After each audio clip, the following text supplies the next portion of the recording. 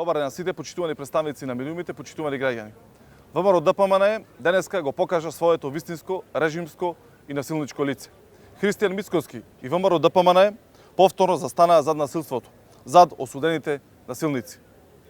Луѓето кои вооружени, жедни за крв, упаднаа насилно во собранието на 27 април, кои пред камери се обидоа да убијат пратеници, денеска ВМРО ДПМН ги нарекува честни луѓе и уставобранители.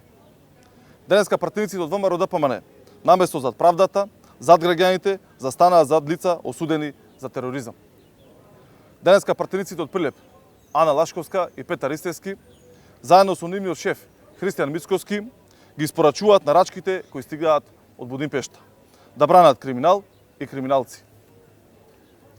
Кога треба се носат закони важни за граѓаните, Ристевски и Лашковска блокираат, кочат, го напуштаат собранието, но први се кога треба се брани криминал и насилство. Тоа е се што граѓаните на Прилеп гледаат од ВМРО ДПМН и нивните пратеници.